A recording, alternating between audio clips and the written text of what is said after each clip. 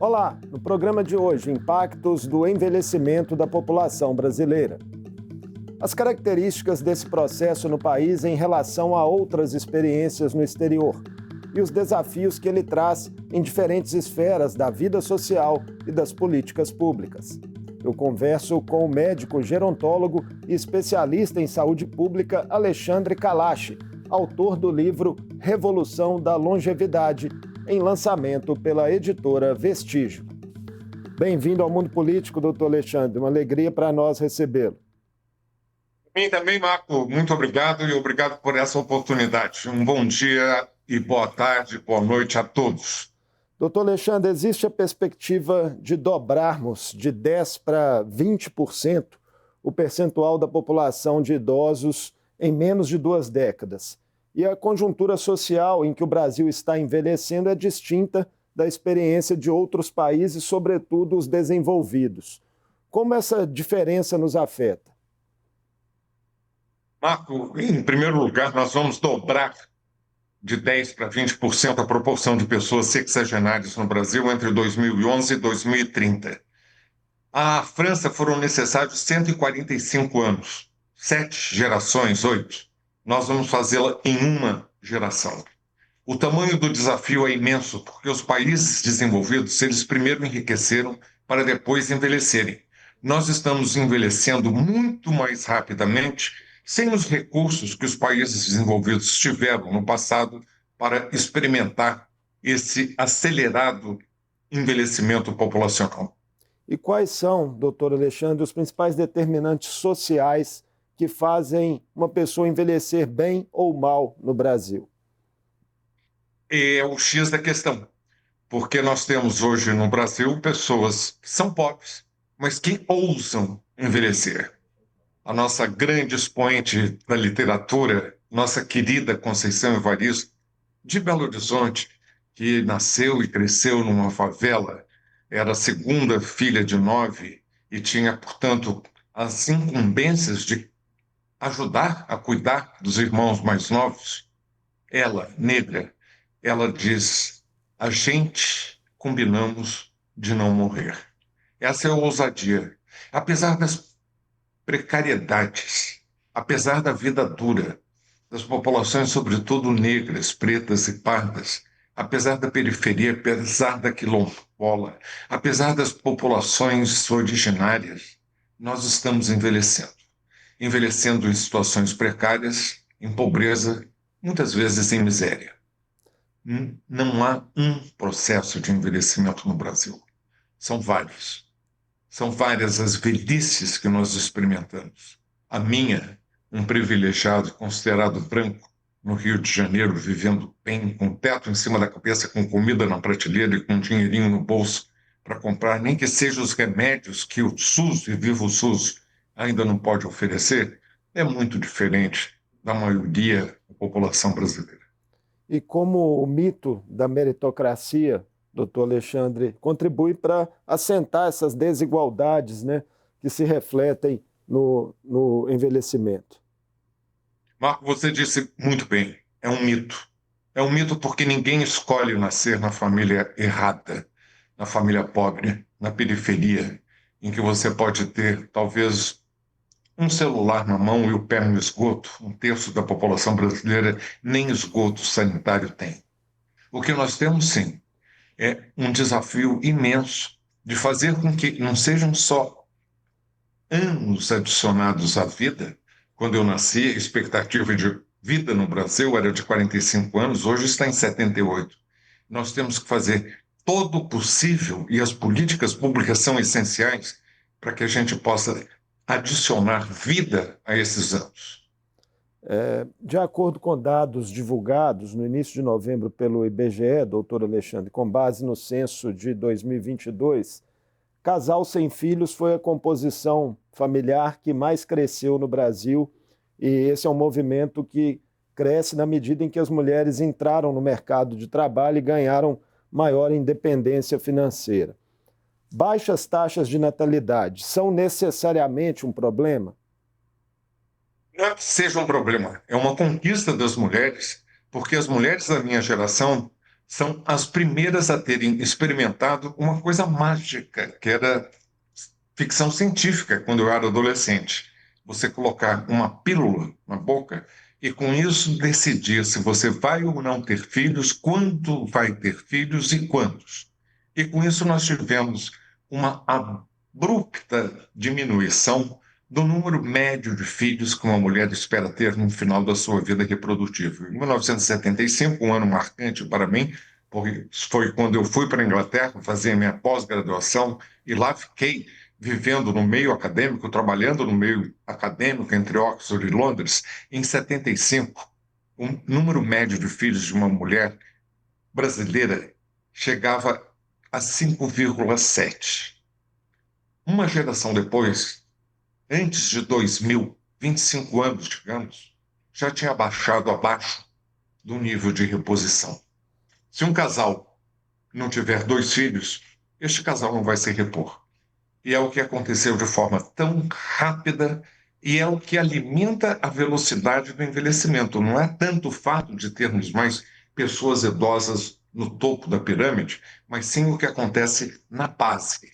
Cada vez menos nenéns, cada vez menos crianças, menos adolescentes, menos adultos jovens e cada vez mais pessoas sexagenárias. Nós vamos passar a ter, de hoje, 16% da população com mais de 60 anos, para daqui a apenas 25 anos, em 2050, nós termos 31%, e assim será ao longo do século XXI. O único grupo que continuará crescendo na nossa população é o de sexagenários. O senhor acredita que esse é um processo sem volta, né, em relação às taxas de natalidade? Eu creio que seja sem volta, porque eu acho difícil que as mulheres agora resolvam ter cada vez mais filhos. O Brasil é um país urbanizado, e numa zona urbana, ter filhos significa uma despesa a mais, um desafio a mais. É diferente do meio rural, onde você tem, e se usava essa expressão antigamente, braços para a lavoura. Uma criança de 6 anos, 7, 8 anos, já estava trabalhando, ajudando a família. Numa zona urbana, e, sobretudo, na nossa pobreza, nas nossas favelas, você ter filhos significa que você tem que investir neles para que eles possam dar certo. O senhor, doutor Alexandre, defende na obra ser necessário encarar o envelhecimento como uma responsabilidade coletiva. Por quê? Coletiva porque, como diz o ditado africano, você precisa de toda uma aldeia para poder criar um filho. É coletivo porque, se nós não prestarmos atenção que o processo de envelhecimento depende de vários fatores. Não é apenas ter uma família que se dedique. Você precisa de escolas, você precisa de políticas de moradia, de transporte, você precisa de espaços culturais, você precisa dar oportunidades para que esse processo de envelhecimento, que se dá ao longo da vida, por exemplo, em relação à saúde. Saúde é criada num contexto do dia a dia, onde você mora, onde você vive, onde você trabalha, como você se locomove, como você se entretém, como você ama. Aí a saúde é criada.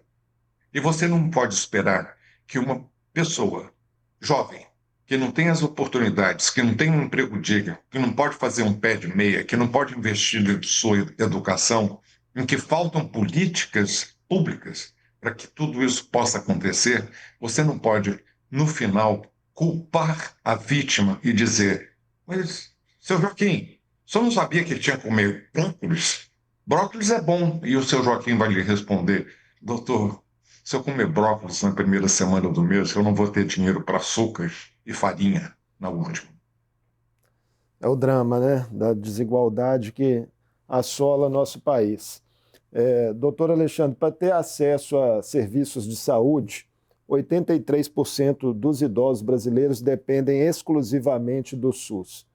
Nosso sistema universal está preparado para atender a novos aumentos dessa demanda? Em primeiro lugar, Marco, eu gostaria de dizer que o copo está meio cheio. Porque antes do SUS, as pessoas de qualquer idade dependiam da benevolência, da caridade, da Santa Casa para terem acesso à saúde. Eu me lembro muito bem como estudante de medicina na década de 60, eu me formei em 1970, as filas ao longo dos hospitais. Você recebia um número, uma ficha, número 37, e você ficava ali de madrugada, a noite toda, passando mal, sem ter onde sentar, sem ter um banheiro para usar. E quando chegava meio-dia, alguém lá de dentro do hospital vinha para anunciar: hoje acabou, o médico já foi. E você tinha que voltar no dia seguinte, de novo, de madrugada, não se sentindo bem, porque era a razão de você estar procurando um serviço de saúde. O SUS é civilizatório, é um grande marco. E é preciso fazer com que os jovens se lembrem disso, porque, o SUS foi criado em 88, você já tem adultos chegando a 40 anos e mais, que não têm a percepção da importância que teve a criação desse sistema de saúde. Mas é claro que ainda falta muito, muito para que ele possa melhorar, sobretudo em relação à formação e o treinamento de profissionais da saúde, digamos médicos como eu, que possam realmente entender sobre envelhecimento. Doutor Alexandre, como combater o idadismo e garantir direito à dignidade em todas as fases da vida? Eu agradeço, Marco, você ter utilizado a palavra adequada. Assim como há séculos sexismo, raça, racismo, existe idade e idadismo. Essa história de etarismo que muitos estão utilizando é só para disfarçar, parece que é uma coisa mais sofisticada. Não, é idade. O preconceito da idade, que pode inclusive ser em relação ao mais jovem, e de dizer: você não pode ser promovido porque você é muito novo, mas espere 5, 10 anos e você vai ficar um pouquinho mais velhinho e vai poder ser promovido. Mas quem sofre de idadismo aos 65 só tende a piorar quando essa pessoa chegar aos 75. É um preconceito, é uma ideologia. Ideologia que é supremacista. Eu não gosto de você porque você é negro, eu não gosto de você porque você é mulher, eu não gosto de você porque você é gay, eu só gosto de cis hétero, eu não gosto de você porque você tem uma incapacidade e eu já declarei que você não pode ser produtivo. E agora o último grande tabu. Eu não gosto de você porque você é velho. E ao velho eu vou dar o silêncio, o desprezo. Não vou lhe dar o direito de você se internar, ter uma ultrassonografia, uma ressonância magnética, porque é considerado como se fosse uma perda de recursos. Nós, pessoas idosas, não somos fardos. Nós poderíamos ser, sim, e seremos, ao longo deste século, que é o único grupo da população, repito, que irá crescer, nós somos parte da solução. Lembrando uma coisa, Marco, o jovem de hoje aspira a envelhecer. Basta você ter 35 anos hoje para daqui a 25, em 2050, quando teremos quase um terço da população sexagenária, e você, de 35 anos, será um deles. É importante que todos tenham essa consciência. Agora, doutor Alexandre, como diferenciar e equilibrar os papéis do Estado e da família na fase mais crítica, que é o momento em que o idoso exige cuidados, né, especiais? A primeira coisa que existe no Brasil é essa percepção, sobretudo dos homens, de que o velho é sempre o outro. Não tem nada a ver comigo. O homem no Brasil conjuga o verbo cuidar desta forma. Tu cuidas, ele cuida, vós cuidais, ela cuida. Eu não tenho nada a ver com isso, eu quero é ser cuidado. Não vai dar. É impossível. É impossível com este envelhecimento tão rápido que os homens fiquem de fora.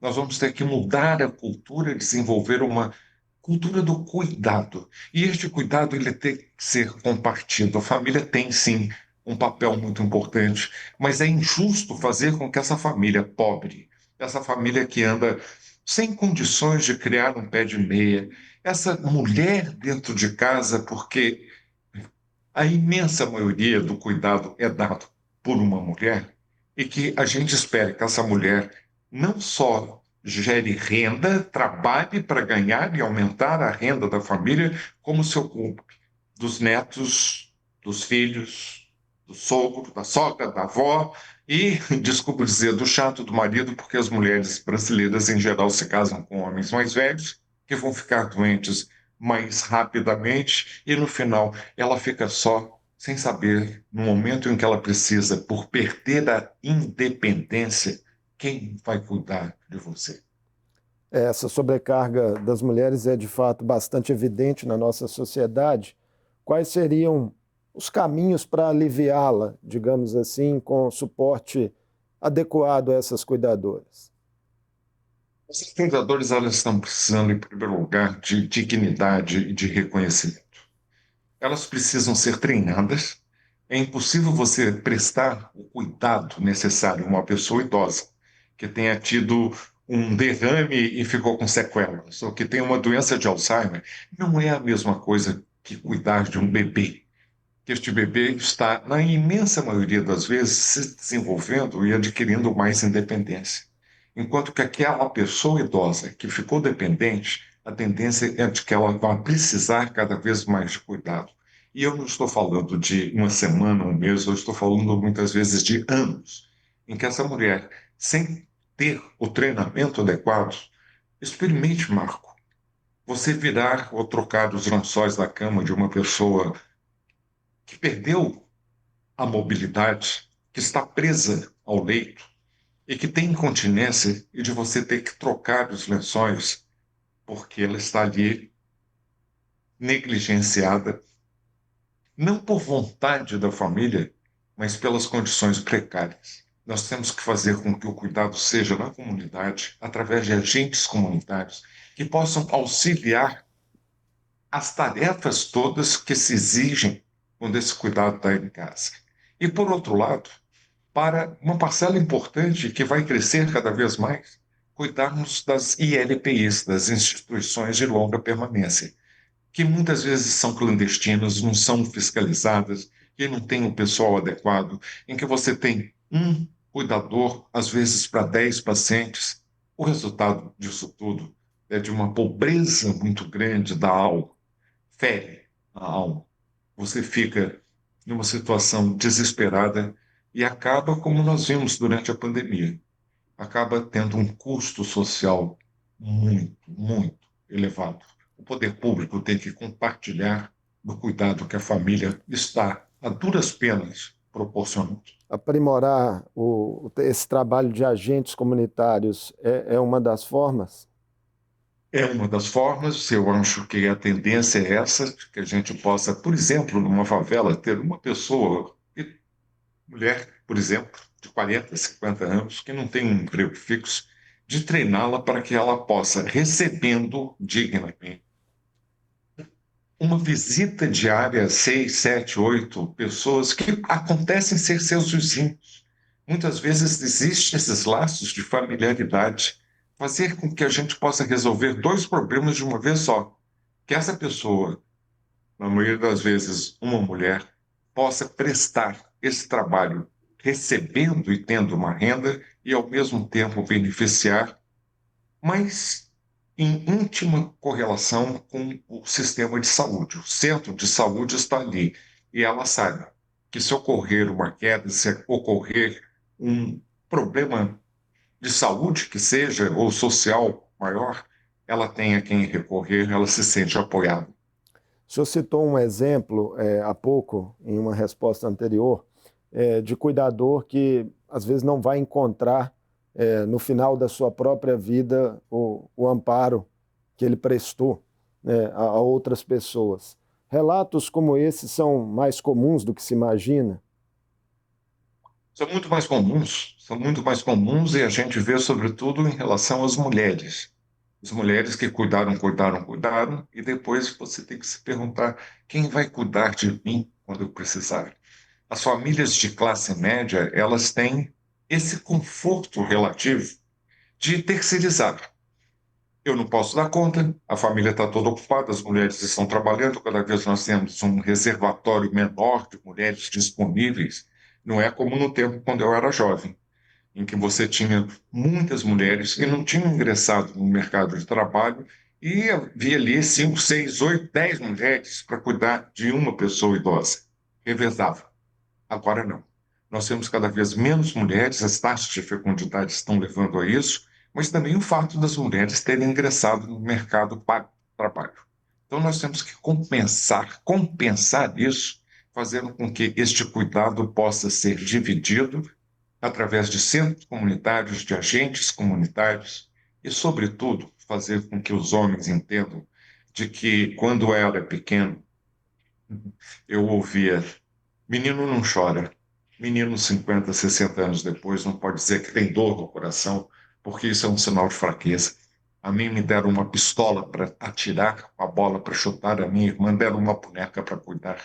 Mais tarde isso vai ser replicado no fato de que eu vou querer continuar chutando bolas. Se a minha irmã, é natural, as mulheres fiquem só na incumbência de cuidar. A opção de colocar o idoso numa instituição de acolhimento especializada, doutor Alexandre, ainda é um tabu para muitas famílias no Brasil? Para a maioria das famílias ainda é um tabu. Eu tenho vergonha de colocar meu pai ou a minha avó numa instituição. E você não percebe que você está fazendo mais mal do que bem.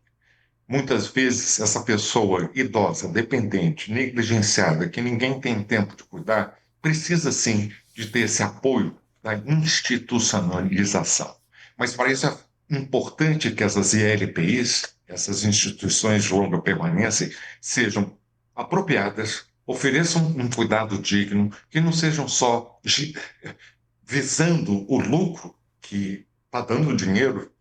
E eu tenho a satisfação de compartilhar, já que eu estou falando sobretudo para um público mineiro, que foi uma mineira, uma grande médica geriatra, doutora Carla Giacomin, que, percebendo o que estava para acontecer no Brasil, com base no que já estava acontecendo na Europa, com a pandemia do Covid, ela se juntou a 1.200 profissionais de todas as disciplinas para ter à frente de reforço, de gerar as necessárias instruções para que pequenas instituições de longa permanência, perdidas Brasil afora, estivessem preparadas. E eu não tenho dúvida alguma, a gente evitou muita morte. É preciso terminar com esse tabu que a pessoa idosa não pode estar institucionalizada. Ao mesmo tempo que aponta os problemas, doutor Alexandre, o livro do senhor também propõe uma visão inspiradora de que envelhecer pode ser conquista e não um fardo. E o senhor enfatiza na obra também que ela é, antes de tudo, uma carta aberta aos brasileiros mais jovens, escrita por um brasileiro mais velho. Diante disso, qual mensagem o senhor gostaria de deixar no encerramento da nossa entrevista para as pessoas que estão se preocupando com o envelhecimento nesse momento, delas mesmo ou de seus entes queridos? Esse livro eu o escrevi não como um livro técnico, porque esses eu já havia escrito. Celebrando os meus 80 anos e celebrando 50 anos de dedicação exclusiva à gerontologia. E ciente de que o que é mais importante, a palavra que mais rima com longevidade é solidariedade, e que remete à intergeracionalidade. Está aqui na capa um elefante jovem agradecendo o elefante mais velho por aquilo que eu possa ter feito para ajudá-lo a crescer, se desenvolver e envelhecer.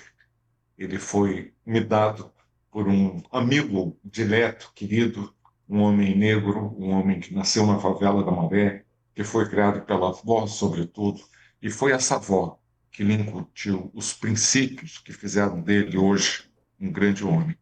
Mas não vamos pegar pela exceção, porque para cada Gil Santana, autor, e ele não é um artista gráfico, deste elefante jovem agradecendo a mim, o elefante velho, não. Nós temos que fazer com que um Gil Santana não seja apenas uma exceção. Nós temos que dar apoio ao jovem que almeja envelhecer em condições melhores do que aqueles que envelheceram da minha geração. Muitíssimo obrigado por essa conversa conosco no Mundo Político, doutor Alexandre. Parabéns pelo livro, sucesso na continuidade da divulgação e que o futuro, né, seja mais digno para todos os brasileiros. Que assim seja, Marco. Um abraço. Muito obrigado. Eu conversei com o médico gerontólogo Alexandre Kalash. Falamos sobre o livro de sua autoria, Revolução da Longevidade. A obra, em lançamento pela editora Vestígio, estimula reflexões sobre os efeitos do envelhecimento da população brasileira na saúde pública, no aprendizado, na participação social e na segurança, e aponta caminhos para a superação dos desafios nessa fase da vida. O Mundo Político fica por aqui. Obrigado por nos acompanhar e até o próximo programa.